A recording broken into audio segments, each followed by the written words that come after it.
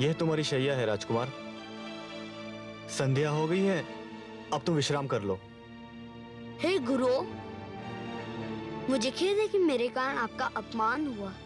अभी तो केवल अपमान हुआ है।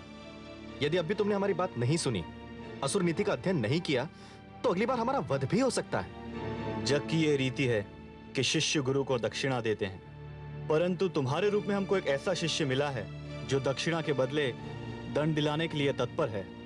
शिष्य का धर्म है कि गुरु को सुख पहुंचाना, उनकी सेवा करना। जिस शिष्य के कारण उनके गुरुजन को कष्ट हो, दुख हो, उस शिष्य के जीवन को धिक्कार है। तो फिर हमें वचन दो, जो हम कहेंगे वही करोगे। मैं ये वचन तो नहीं दे सकता, परंतु मैं ये वचन अवश्य दे सकता हूँ कि मेरे कारण आपको कभी कोई कष्ट नहीं होगा। तुम्हारे मुख से कभी तो इतने मधुर बोल निकलते हैं कि मन प्रसन्न हो जाता है, और कभी ऐसे कटु वचन बोलते हो कि हमारे प्राण सूख जाते हैं। कटु वचन? मैं कभी कटु वचन नहीं बोलता। आप सत्य वचन को कटु वचन क्यों कहते हैं? हाँ हाँ वही, परंतु तुम्हारा सत्य हमारे विचारों से मेल नहीं खाता। वह इसलिए गुरुजन कि मेरी और आपकी विचारधारा में अंतर है। परंतु आप चिंता ना करें, मैं अपने विचारधारा का सारा उत्तरदायित्व तो अपने सिर ले लूंगा। आप पर कभी आँच नहीं आने दूंगा, यह मेरा वचन है। ठीक है, अभी विश्राम करो। भोर होने पर देखेंगे कि तुम हमको भगवान हिरण्यकश्यप के प्रकोप से कैसे बचाते हो। चलो भ्राताशंड।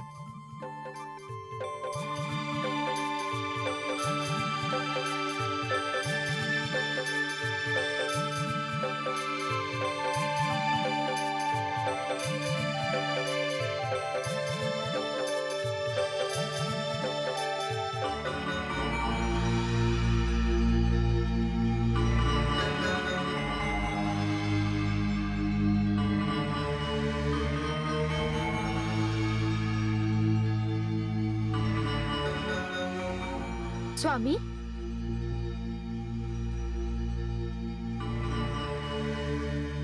आप अभी तक नहीं सोए? नींद नहीं आ रही है महारानी। तुम्हारे पुत्र ने मेरी आंखों की नींद छीन ली है। मेरा पुत्र? क्या वो आपका पुत्र नहीं? यही तो खेद है महारानी कि मेरा ही पुत्र मुझी से विद्रोह कर रहा है। मेरा ही रक्त मुझी को ललकार रहा है।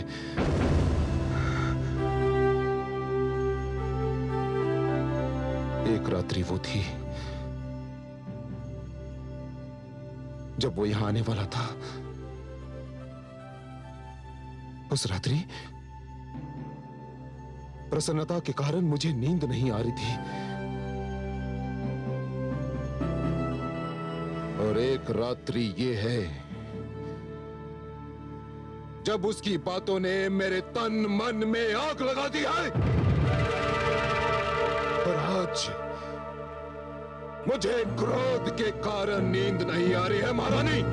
आपका पुत्र अभी छोटा है स्वामी।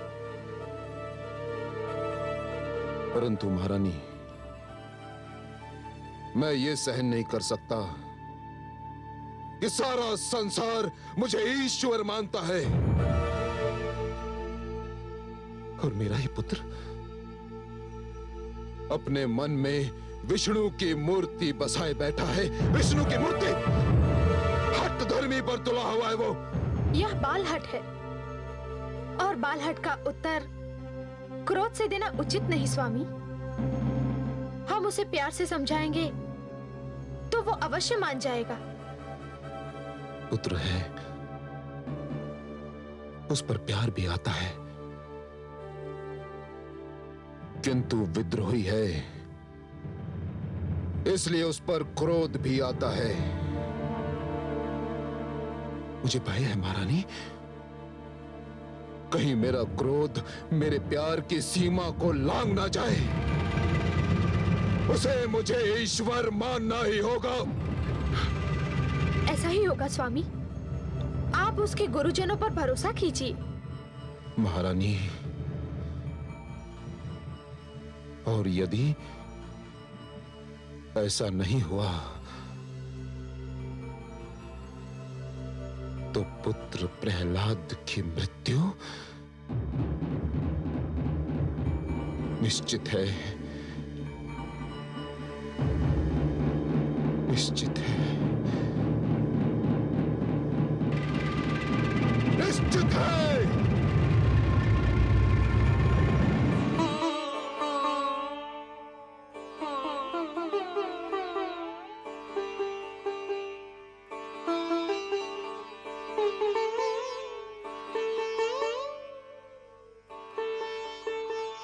मित्र प्रहलाद, राजकुमार, क्या हो गया इन्हें? इनकी तो सांस भी नहीं चल रही है। कहीं मर तो नहीं गया हमारा मित्र? चलो गुरुजन को बताते हैं।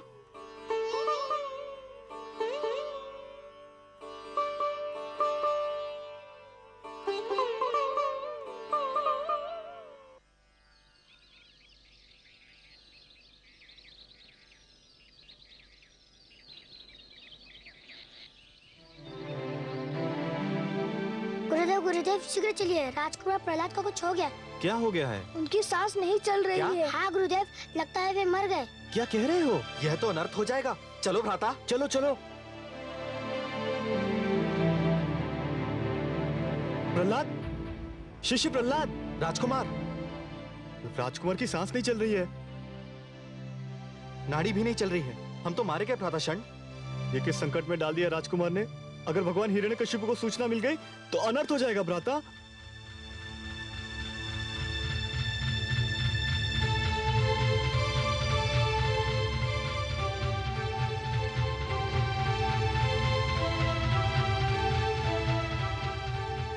क्या हुआ?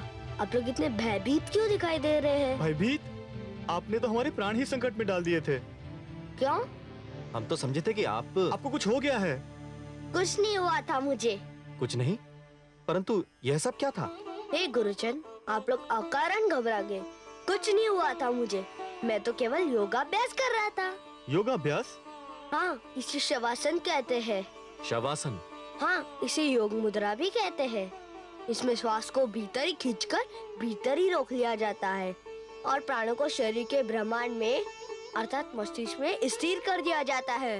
इससे शरीर और मस्तिष्क दोनों को शक्ति मिलती है। हे कमल नयन, क्षण भर के लिए तो मैं भी स्तब्ध रह गई।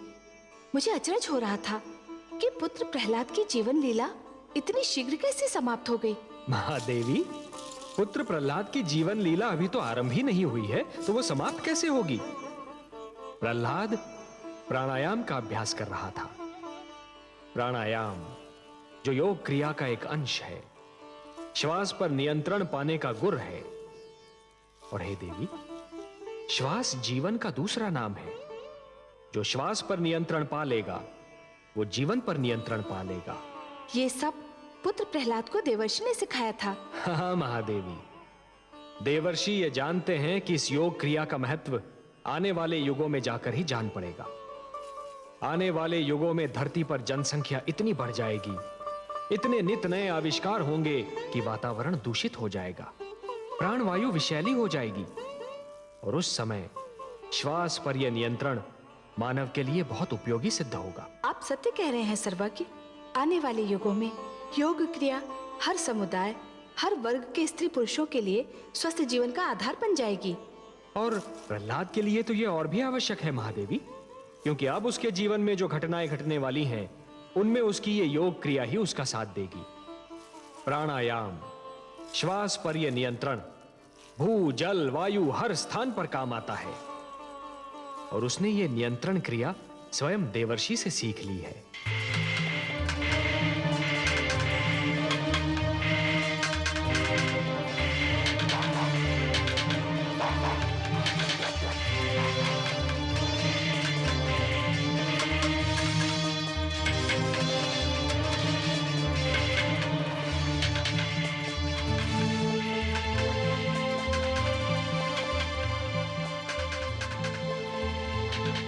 राजकुमार,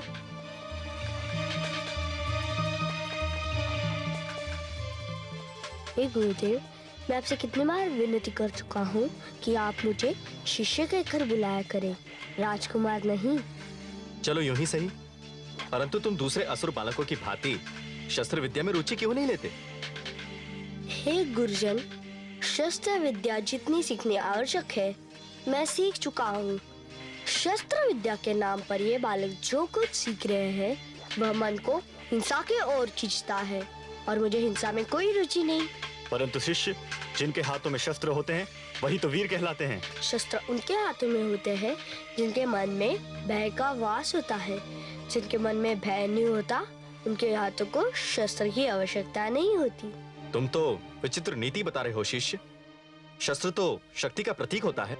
हे आदरणीय गुरुदेव, मूर्ख शस्त्र को अपनी शक्ति समझता है और बुद्धिमान अपनी भीतरी शक्ति को अपना शस्त्र समझता है। बुद्धि की शक्ति को कोई नहीं हरा सकता। हे गुरुजन, हमें मित्र प्रहलाद की बातों में बड़ा आनंद मिलता है। मित्र प्रहलाद, हमें भी कोई कथा सुनाओ। शस्त्रों के खेल में हमें भी आनंद नहीं आता।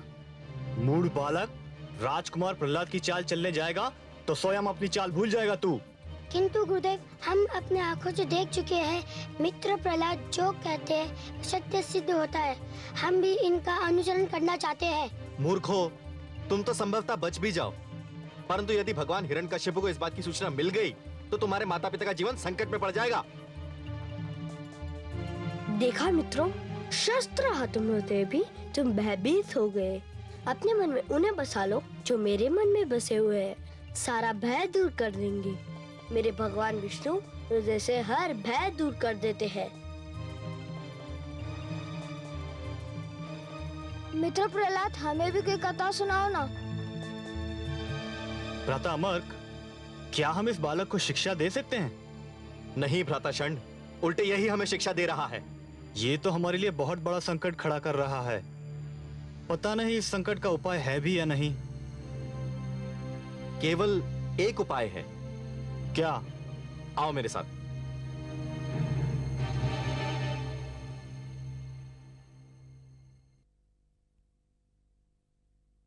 महारानी की जय हो।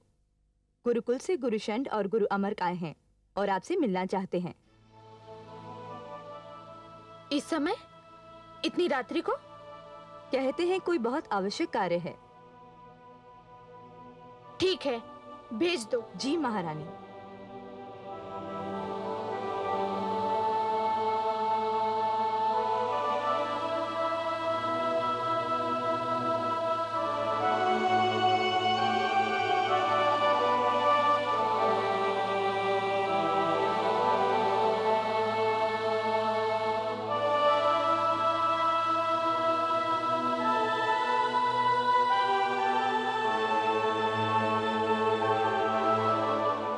प्रणाम राजमाता।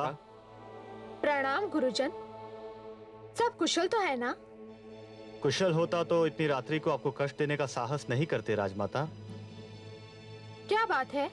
राजकुमार प्रहलाद को असुर नीति, असुर संस्कृति, असुर विद्या किसी में कोई रुचि नहीं है। मैं स्वयं बहुत चिंतित हूँ। गुरुजन, आप उसे थोड़ा और समझाने का प्रयास कीजिए। हम तो समझा समझा कर हार चुके हैं राजमाता, परंतु राजकुमार ने जो अपने मन में मान लिया है उसके अतिरिक्त वे कुछ और मानने को तैयार ही नहीं। राजमाता, हमें भय है कि भगवान हिरण्यकश्यप ने राजकुमार प्रहलाद की बातें सुन ली तो वे समझेंगे कि हमने उन्हें यह शिक्षा दी है, जबकि इसमें हमारा कोई दोष नहीं है। यही नहीं राजमाता, हमें भय है एक नया संकट भी खड़ा होने वाला है। हाँ राजमाता, राजकुमार प्रहलाद विष्णु को अपना ईश्वर मानते हैं और उनकी देखा देखी बाकी विद्यार्थियों पर भी रंग चढ़ने लगा है। हमारे असुर शिष्य भी असुर धर्म से दूर होते जा रहे हैं राजमाता। समस्त विद्यार्थी उनके रंग में रंगते जा रहे हैं। भगवान हिरण्यकश्यप को सूचना मिल गई तो अनर्थ हो जाएगा राजमाता। समझ में नहीं आता, क्या करूं? हे राजमाता, राजकुमार आपसे बहुत प्रेम करते हैं। आप चलकर उन्हें समझाएं। हमें विश्वास है कि वे आपकी अवश्य सुनेंगे। हम यही विनती लेकर आपके पास में आए थे। आप कहते हैं तो मैं आपके साथ अवश्य चलती हूँ।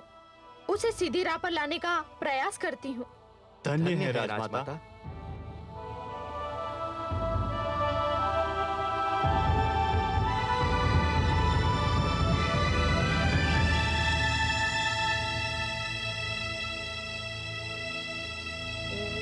नमो भगवते वासुदेवाय।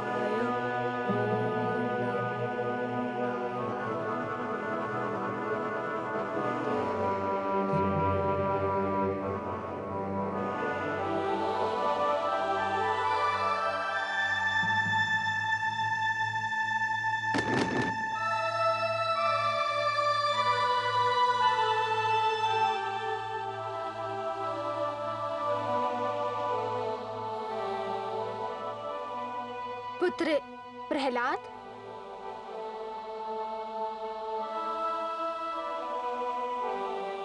माते,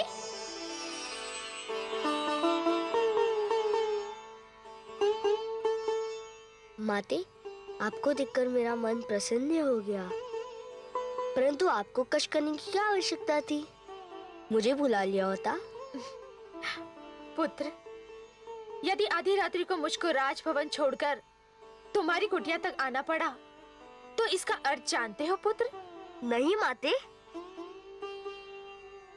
इसका अर्थ ये है कि मैं बहुत विचलित हूँ, दुखी हूँ पुत्र। विचलित, दुखी, पर किसके कारण? तुम्हारे कारण पुत्र। मेरे कारण? हाँ पुत्र, तुम्हारे कारण। तुम जिस प्रकार अपने विचारों को व्यक्त करते हो, उसके कारण। परंतु माते, अपने विचारों को व्यक्त करना तो हर एक का अधिकार है। अवश्य है पुत्र, परंतु एक का अधिकार दूसरे के लिए हानि बनने लगे तो हर एक को सोचना चाहिए कि अधिकार का प्रयोग किस सीमा तक किया जाए। आइए माते, स्थान ग्रहण कीजिए। अब आप ही बताइए माते, मुझे क्या करना चाहिए? जानते हो पुत्र, तुम्हारे दोनों गुरु कितने चिंतित हैं? क्षमा करें माते, वे चिंतित नहीं, भयभीत है। भयभीत इसलिए कि वे जानते हैं कि वे हम सबको जो शिक्षा दे रहे हैं, वो शिक्षा सत्य पे आधारित नहीं है। वे जानते हैं कि वे अपने विद्यार्थियों से जिन विचारों को मानने के लिए कह रहे हैं, उन विचारों पर स्वयं उनको संदेह है। वे जिस बात पर विश्वास का प्रचार करते हैं, उस पर स्वयं उन्हें विश्वास नहीं है। वे मेरे कारण चिंतित नहीं है माते, अपने झूठे पाखंड के कारण भयभीत हैं। पर मैं भी भयभीत हूँ। जिस दिन से तूने महाराज को रुष्ट किया है, मेरी तो रातों की नींद उड़ गई है। हर पल यही भय रहता है कि तेरा क्या होगा, और यदि तुझे कुछ हो गया तो मैं क्या करूंगी? भय को मन से निकाल दीजिए। जब आप नहीं जानती कि आपका क्या होगा, मैं भी नहीं जानता कि मेरा क्या होगा, तो फिर इसके लिए सोचना क्या? सब भगवान पर क्यों ना छोड़ दिया जाए? क्योंकि होगा तो वही जो ईश्वर चाहेगा। क्या होगा, क्या होने वाला है, ये भी केवल वही जानता है। फिर हम क्यों चिंता करें? जितनी सरलता से तू चिंता से मुक्त हो सकता है, मैं कैसे हो सकती हूँ? मेरे लिए तो एक और मेरा पति है और दूसरी ओर मेरा पुत्र, और उन दोनों की चिंता में फंसी मैं, एक पत्नी, एक माता, जो न इस पार जा सकती है न उस पार। मैं क्या करूं? आप भी मेरे ईश्वर पर विश्वास कीजिए, सब कुछ उसी पर छोड़ दीजिए। भय या चिंता के स्थान पर मन में ये सत्य बसा लीजिए कि यश अपयश, जीवन मरण सब ईश्वर के हाथ में है। जिसके साथ वो है, उसकी ना कोई चिंता है ना भय।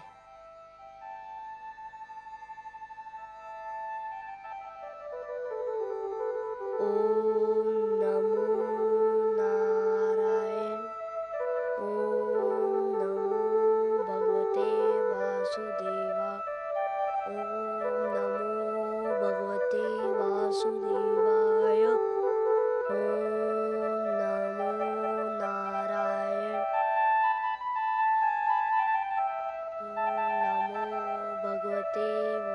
वासुदेवाय। ओम नमो नारायण। ओम नमो भगवते वासुदेवाय। ओम नमो नारायण। ओम नमो भगवते वासुदेवाय।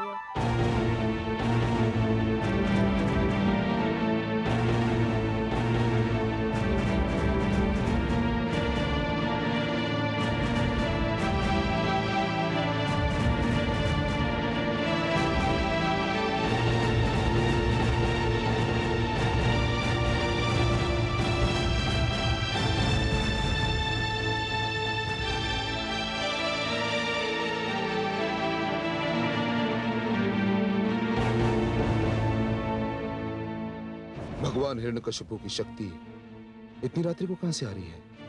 पुत्र प्रहलाद से मिलने का मन कर रहा था, उसी से मिलकर आ रही हूँ। आपने अकारण ही कष्ट किया महारानी। मैं स्वयं कल उसे अपने सभागार में बुलाने वाला हूँ। कल?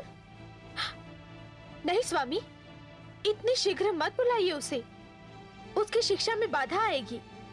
अभी कुछ दिन और उसे गुरुकुल में ही रहने दीजिए।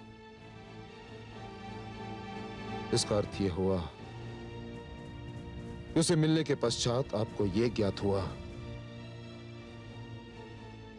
कि वो गुरुकुल में वो कुछ नहीं सीखा जो उसके गुरु उसे सिखाना चाहते थे। ऐसा नहीं है स्वामी, पर उसे थोड़ा समय और मिलना आवश्यक है। नहीं महारानी,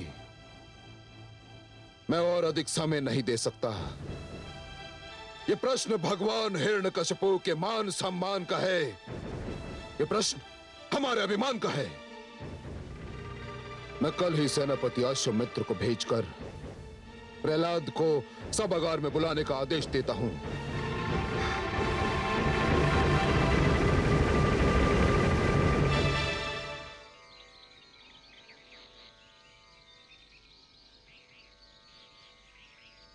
हमारी इतनी विनती तो सुन लें। आप भगवान हिरण्यकशिपु की प्रार्थना करें या ना करें, उनकी स्तुति तो कंटेस्ट कर लें।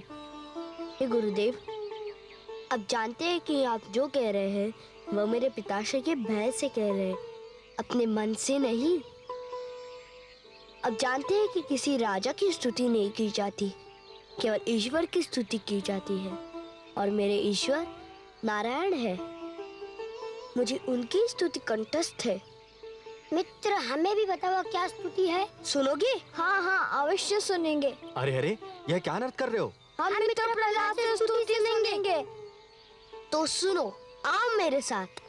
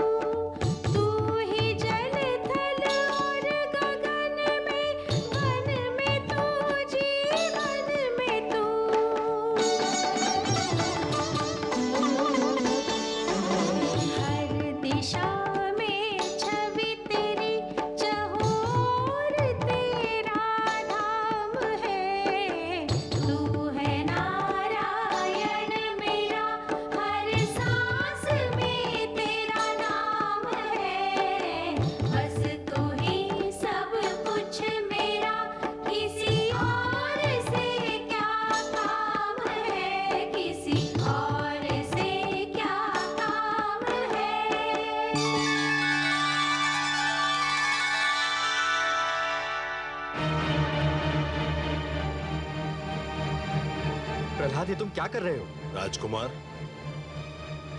राजकुमार की जय हो।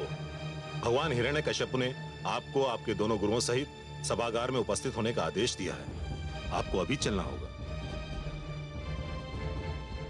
आपको मेरा वचन याद है गुरुजन? हाँ। तो आप निश्चिंत रहिए।